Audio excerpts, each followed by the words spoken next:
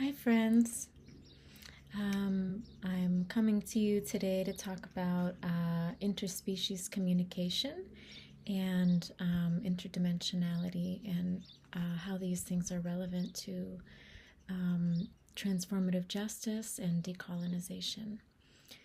So, I'd like to start by sharing a story, which is that about 5 or 6 years ago, I moved into what used to be my grandparents' cabin in rural Montana. And growing up there, there was always a spiritual presence in the house, and it had what I perceived as kind of a disapproving quality to it. It was something that my cousins and I talked about. Almost felt a little haunted, like I was scared of it. And then when I decided to move out there in 2020, I decided to try and make contact with this spirit and just introduce myself and also get its blessing to do the work that I intended to do there. So, and at this time, I had never really had spirit contact before, but I gave it some offerings and I kind of sat down with it in an intentional way.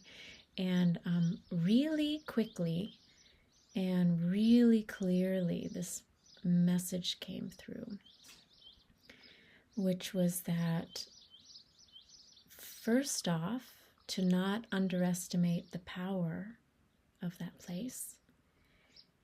And the second being what I would do there would be not just in service of myself or of any of the people that I intended to help, because I intended to do like therapeutic work there, but that it would also be in service of all of the surrounding beings, all of the trees and animals and the whole ecosystem of beings of the natural world there. So that was very moving to get that communication. And it was an undertaking that I took very seriously. It felt really, I felt very grateful to receive that message, and then I really felt a responsibility to fulfill that. And then after that, and kind of accepting that invitation, the spiritual presence in the house really transformed. Our relationship transformed, I would say. And I experienced it then to be a really benevolent presence, and an alliance. And after that, I would consult with it on a regular basis about like decisions I had to make regarding myself or the house or anything I was kind of doing in on that land there. So I share that story to kind of set the stage a little bit. And also because my time there in that place and with that spirit, really, I received so many transmissions from the land while I lived there. And that is really what I want to share with you all through this video and through other pieces that I'm going to publish on this blog. I received many messages along the lines of decolonization, felt like directly from the land. So I want to share those with you. So I think I'll start by saying that we live in a matrix. The matrix is real. We live in like a thought projection or a simulation that's like superimposed on the backdrop of infinite reality. And when I say a matrix or thought projection, what I mean is really our cultural conditioning. So, you know, that's like Billy Bob, you know, goes to school and he grows up and he has 2.5 kids, you know, go to college and then, you know, eventually he'll die or whatever. And many people really go through life kind of not questioning like the deeper questions, investigative questions of like, what is this in the first place? What is consciousness? Where do we go when we die? Where were we before we were born?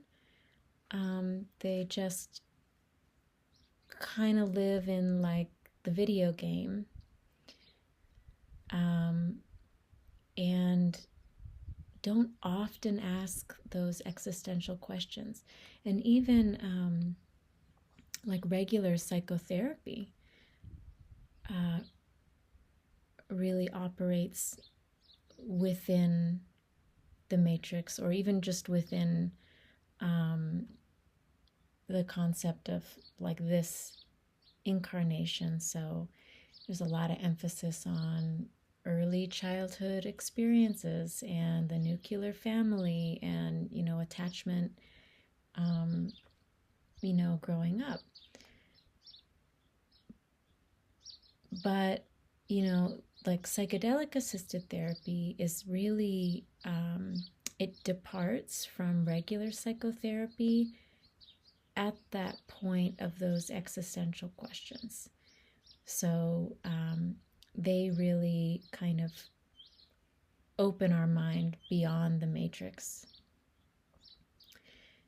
And science, Western science, likes to pretend that it has some idea of what the hell is going on. You know, and then there's the Big Bang Theory, which I think is kind of a cop-out for like nobody has any clue how we got here. But that premise of not knowing is so powerful. And from that place of nobody has any fucking clue, from that place of the mystery, so much becomes possible. That's when interspecies communication becomes possible. That's when astral projection becomes possible. That's when shape-shifting becomes possible, or premonitive dreams, or communicating with dead ancestors, or all of these things that really seem metaphysical become possible. And that, again, that premise of the mystery allows for a quantum leap. And then suddenly what we took for granted as reality, like Western science, we realize is just like a two-dimensional little slice of a pie that turns out to be a three-dimensional sphere. So, yeah, I just put that out there to like, I think it's so important and sacred to really step out of our colonial consciousness, really is another term for what I mean when I say the matrix. And yeah, just question what the hell is all of this in the first place. And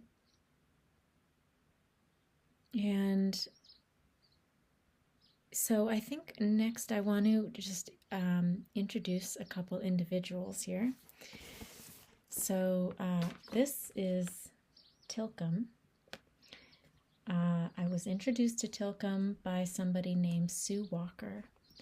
And I met her at something called the Psychic Sasquatch Spiritual Retreat.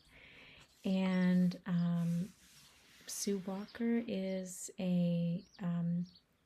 she's had kind of psychic and extrasensory abilities ever since she was little. And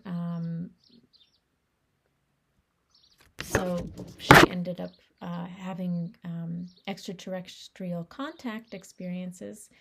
And this is one of the individuals that she met.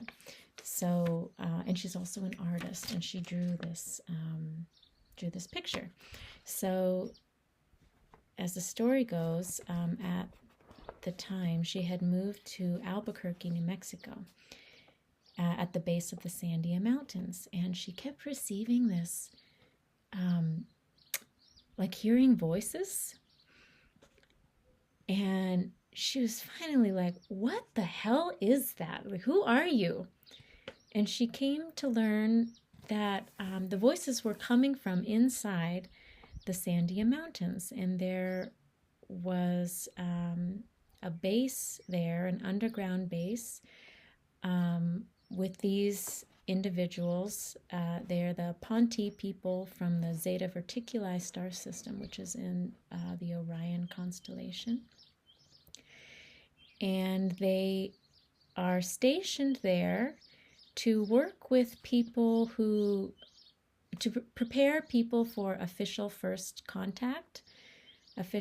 extraterrestrial contact, and to work with people who are ready, because it's obvious that as a whole, humanity is far from ready to be able to receive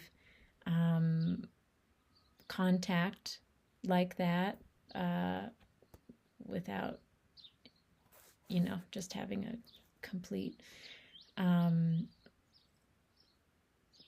sounding a 9-alarm fire and just, going into panic. So, but what I loved so much about Sue's presentation, and she's been having ET contact experiences since she was young, but she has somehow overcome her fear response, her kind of knee-jerk fear response to something that is so unfamiliar, unknown and mysterious. And even as a young person, because she kind of diffused her fear response, then she was able to be receptive to these beings and all of their humanity. So she tells stories of them, and some of the stories are like really funny. Some of the, they're playful, or they'll play little jokes or tricks, or, try on her clothes, or borrow things, or be curious, or, be clumsy or whatever. And she got to know them in so much nuance that she even discerned like the different individuals. So this one is Tilcum, and the different individuals there have different roles in their station there. But I just love that so much, because it really humanizes these beings, and we can really start to see their subjectivity. So I'll share introduce one other. being. So this, I don't know this one's name, but this is a Sasquatch, another Sue Walker painting, I believe. So she's also been contacted by Sasquatch throughout her life, and Sasquatch are very misunderstood beings. So in our culture, we either perceive them to be like these mythological creatures, or that they're these apes that, you know, rednecks go and hunt down. But they're really neither. They're interdimensional beings, meaning they can materialize into our third dimension where we can perceive them physically, but they can also dematerialize and exist in a energetic way here. But they're very spiritually highly evolved, and from my understanding, and I've had one direct contact experience with them myself. But my understanding of them is that they were seated here on this planet in this experiment that is that is planet Earth and humanity and the various species. I'll talk about that in some other video, creation stories and whatnot. But and they have Sasquatch has extraterrestrial origins as well, but that they were seated here to be kind of like our big brother and big sister, kind of guiding us and helping us remember our way and find our way back, because we are very impressionable and easy to lose our way. So they help us remember how to live in harmony with the natural world. So these beings as well, you know, they can tell who is has kind of the extrasensory sensitivity to perceive them, and also the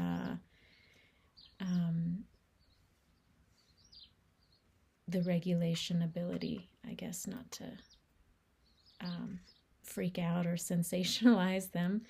And so they also appeared to Sue, and they said, "Will you paint our portraits? And we would like you to paint them as we see ourselves." So she has many paintings of them, and some of them are like pregnant mama Sasquatches, and some of them are elders, and some of them are babies and families, and they even have medicine people amongst their own people and tribes. And so again, I loved this story so much because she humanizes them and really captures all of the nuance and subjectivity. So, you know, part of the reason that I'm sharing about all of this is to, in order for us to be able to successfully interspecies communicate, we have to decenter ourselves as the supreme species. And also, if we experience direct interspecies contact, we cannot stay the same. You can't maintain that colonial consciousness from experiencing something like this. But, you know, part of this is about dismantling the hierarchy with humans at the top, And if you're not able to interspecies communicate, it's probably because you're not thinking big enough. It's probably because you're thinking still too in the box. Your imagination isn't big enough. Your imagination of what reality is isn't big enough. So they kind of beget each other, but having interspecies communication really goes hand in hand with breaking out of this one-dimensional colonial consciousness and into the really multidimensional decolonized consciousness. Yeah, and I want to say that when we think about interspecies communication, people usually think of communicating with animals. And although that's included, it also includes communicating with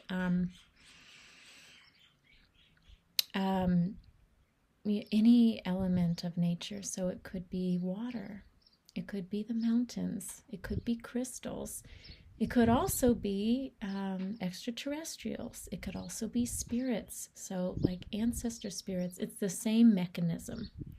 It's the same kind of interface mechanism. And we are, by the way, our bodies are interdimensional spaceships and time machines.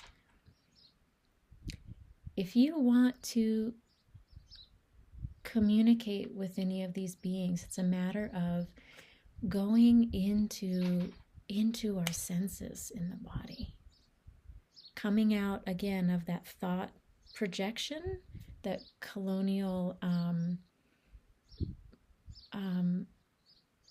just mindset and paradigm, and coming into the senses and into your direct experience.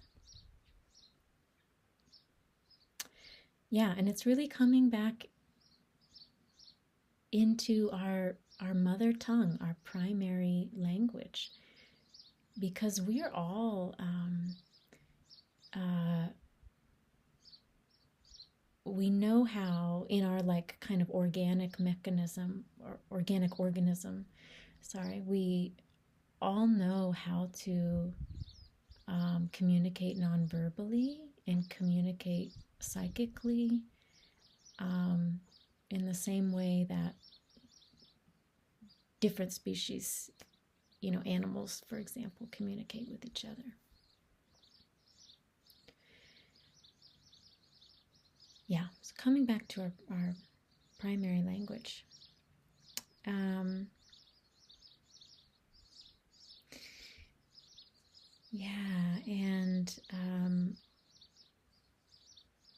The word for animals in a lot of indigenous cultures actually translates to other people. And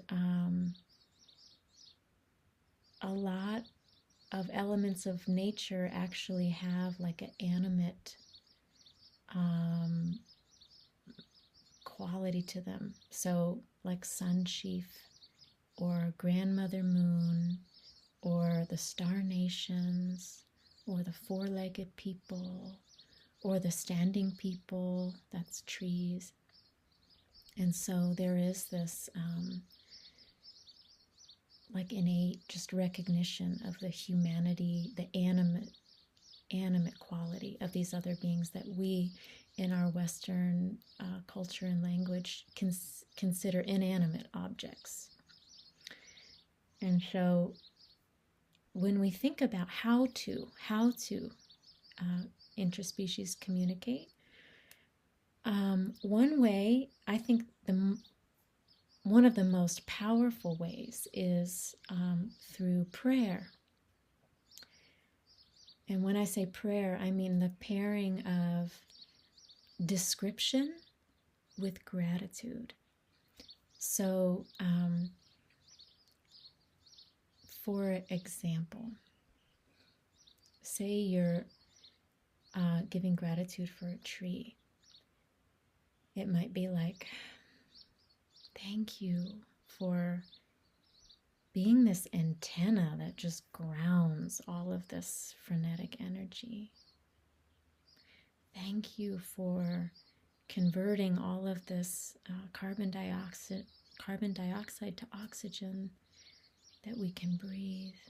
Thank you for offering shade. Thank you for all of the symbiotic relationships that you make possible, and all the biodiversity with the other plants that you make possible. The more and more that you go into simply describing the reality of a tree and what a tree does, its medicine and its majesty and its just magnificent design,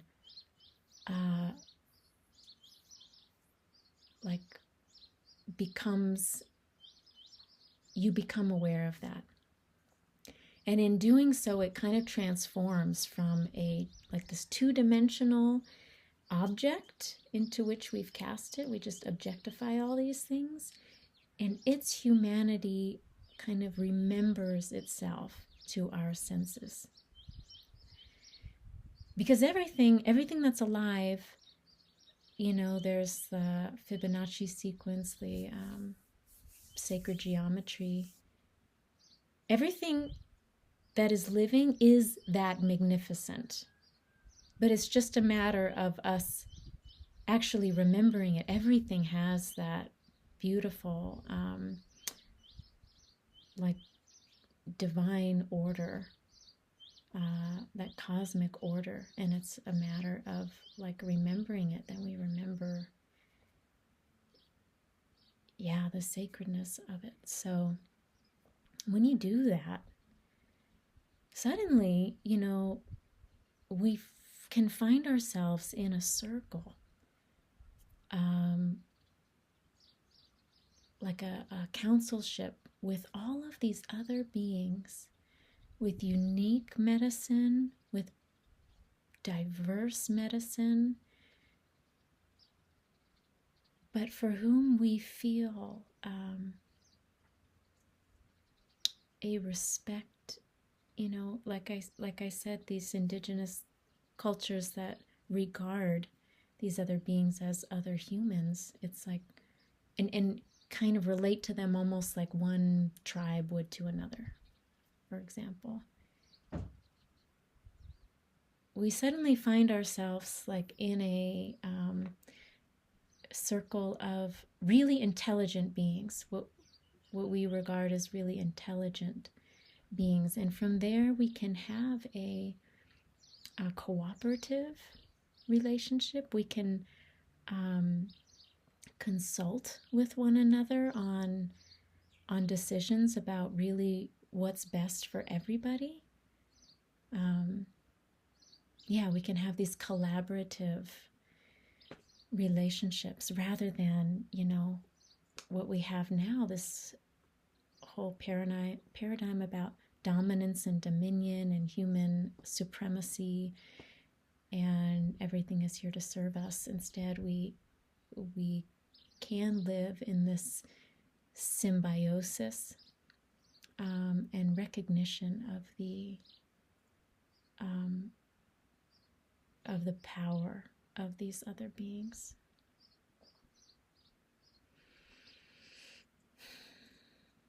So that's one way to enhance our interspecies communication abilities. This prayer or gratitude. The other way is through synesthesia, which is the crossing of the senses. So, and this can happen really powerfully through psychedelic use, ceremony in general, but psychedelic use, especially for those of us who have just been so conditioned and really need a real catalyst to get out of that colonial psychology. But Yeah, because the psychedelics are boundary dissolving, and so they dissolve the boundaries that between concepts, these concepts that we've constructed in our language, in the English language, that kind of prevent us from seeing things in certain ways, and particularly seeing the animacy of other beings.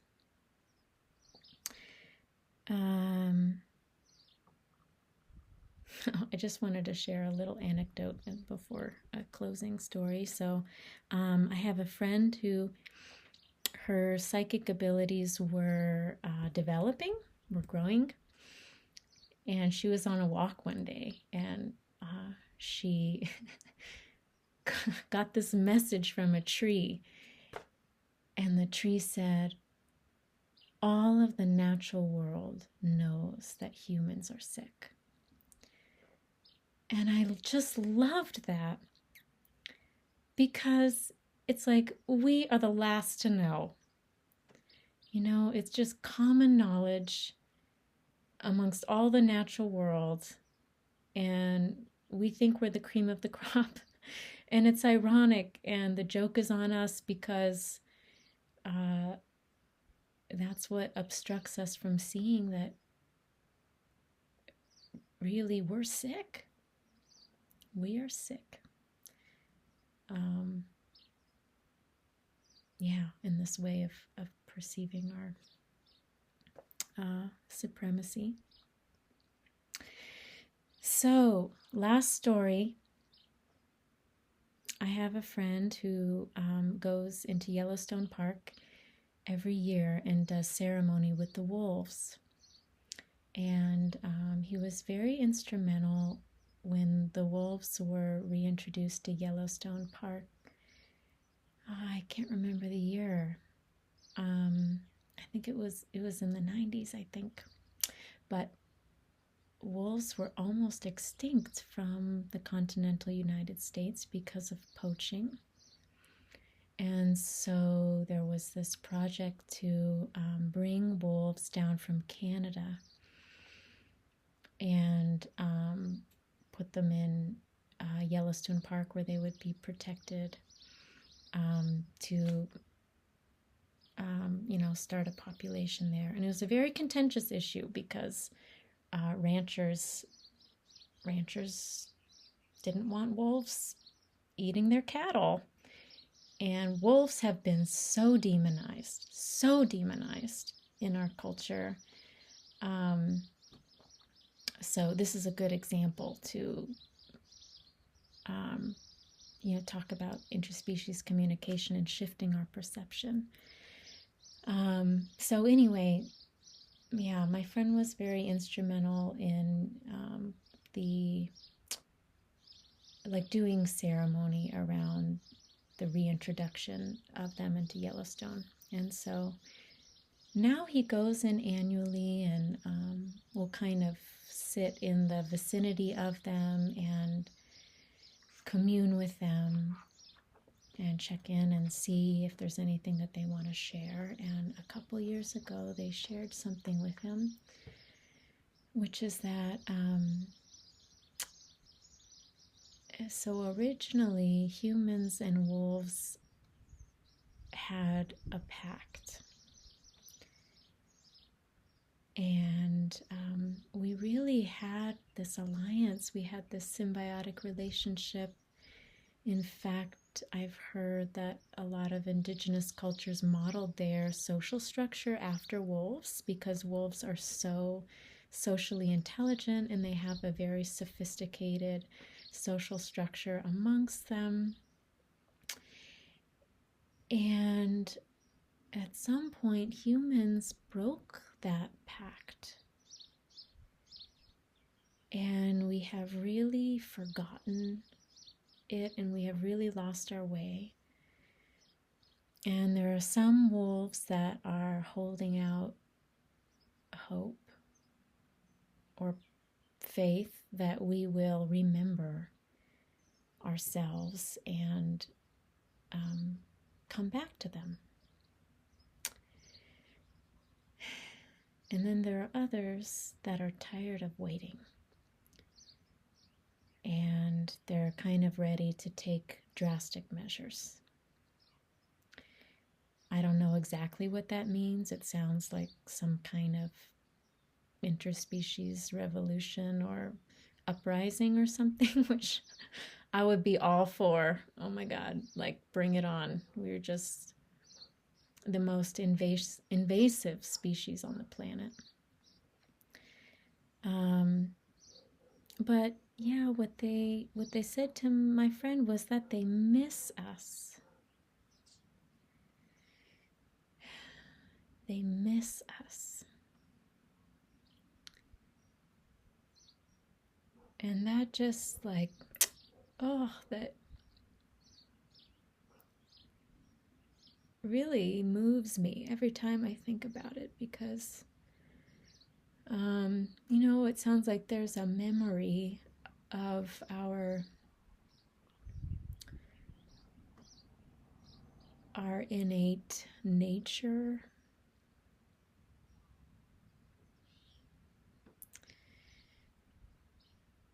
Yeah, I hear the compassion in that, and it just sounds like such a beautiful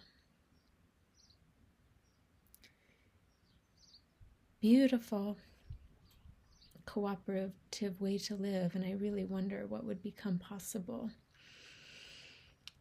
if we were able to return to that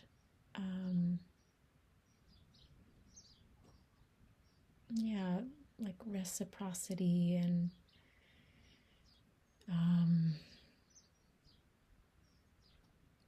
symbiosis and cooperation and just ability to listen. Yeah. So, okay. Well, that's all just food for thought. Thank you for listening.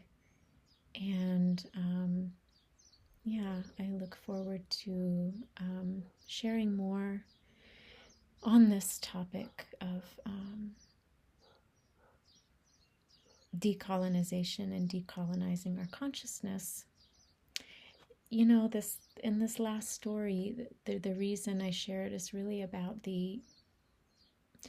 my hope and prayer about interspecies transformative justice circles, because we have caused so much harm, humans, and there is such an opportunity for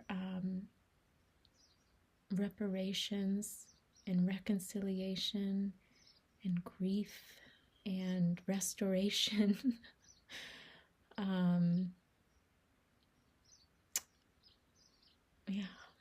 Of righting of relationship and coming back into harmony. So, okay. Thank you for listening for now, and I really, really welcome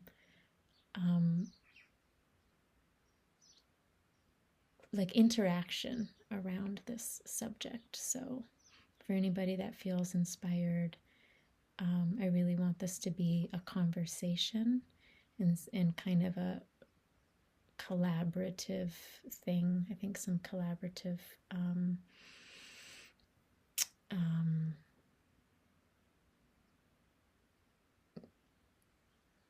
whether it's workshops or